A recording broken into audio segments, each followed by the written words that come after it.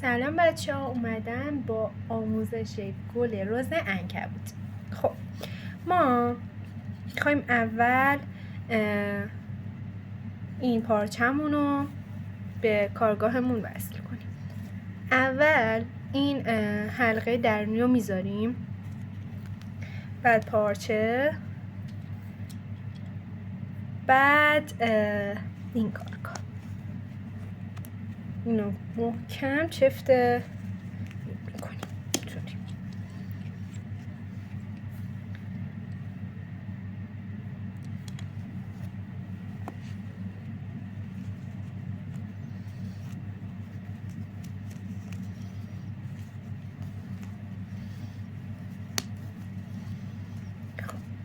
بعد از این بالا محکمش میکنیم.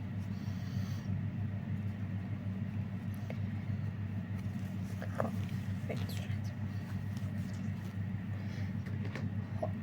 من توی معرفی متریال بهتون گفتم که یه دونه شابلون دایره میخوایم. واسه کشیدن هر گلی ما احتیاج به این دایره داریم در واقع.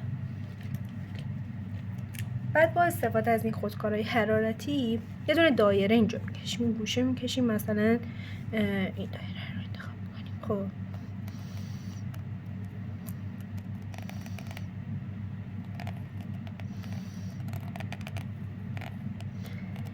کشیم. خب بعد 5 تا اینجا نشونه میزنیم. باید این نشونه ها اندازه همدیگه باشن. نگاه کنیم فاصله این نشونه تا این نشونه و این نشونه 1 2 3 4 و 5. خب بچه ها ما واسه این گل باید فرد باشه، یعنی ما میتونیم مثلا نمیتونیم 6 تا استفاده کنیم، باید 7 تا باشه، باید حتما فرد باشه که بهتره که همون 5 تایی باشه. خب یه دونه هم مرکز انتخاب میکنیم و اسمش رو میذاریم نقطه A. خب حالا مثلا یه رنگی انتخاب میکنیم. چه رنگی؟ مثلا قرمز. وصلش میکنیم به سوزنمون. خب ببینید که سرش بزرگه و باعث میشه که راحتین.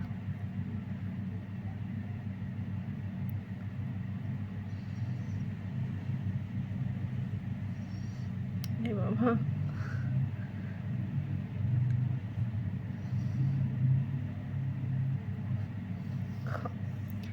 بچه ها اندازش هم 80 سانت باشه. مثلا اینجا میتونیم سانت کنیم. خب بیشتر بر نداریم. یه دونه 20 تا، 2 تا 20 تا، 3 تا 20 تا، 4 تا 20 تا. خب بعد قیچی میکنیم. قیچیم در دسترس نیست. پیش کردم. چی میکنیم؟ خب بچه ها اینو یه سمتشو کوتاه میگیریم اینجوری و یه سمتشو گره میزنیم، چون اگه این سر رو به این سر گره بزنیم باعث میشه که این دولا بشه. پس گره نمیزنیم.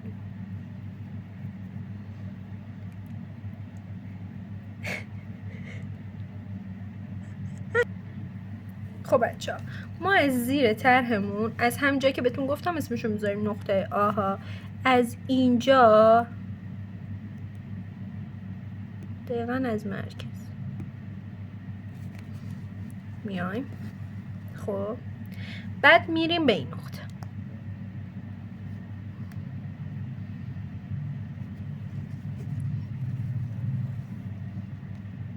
بعد دوباره از اینجا برمیگردیم به همون نقطه آ. میریم به این نشونه‌ای که زدیم. بعد از اینجا دوباره برمیگردیم به نقطه آ. همین منوال ادامه میدیم. دوباره برمیگردیم به نقطه آ.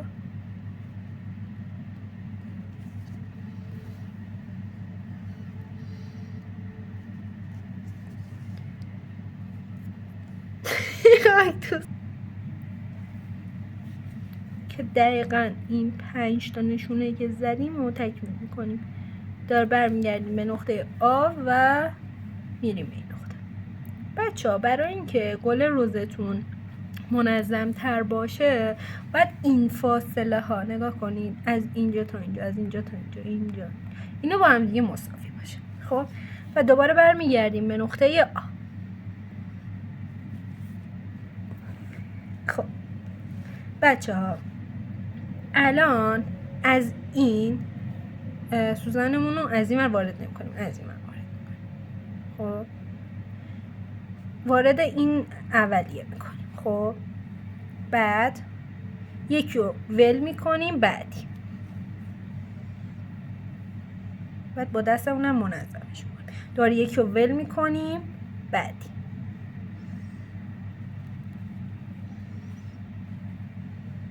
به همون صورت دوباره اینجا رو با دستمون قشنگ محکمش می‌کنیم. خیلی هم محکم نکنیم بچه‌ها. اینو ول می‌کنیم، بعدی باز اینو ول، اینو به همین صورت یکی در میون سوزنمون رو رد می‌کنیم.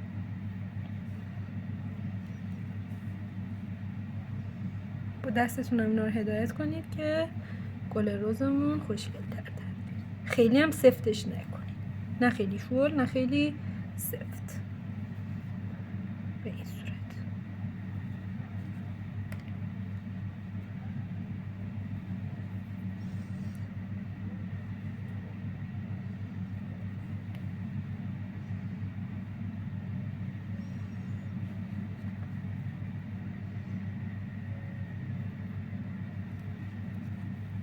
خب بچه‌ها من اینو تکمیل میکنم میام.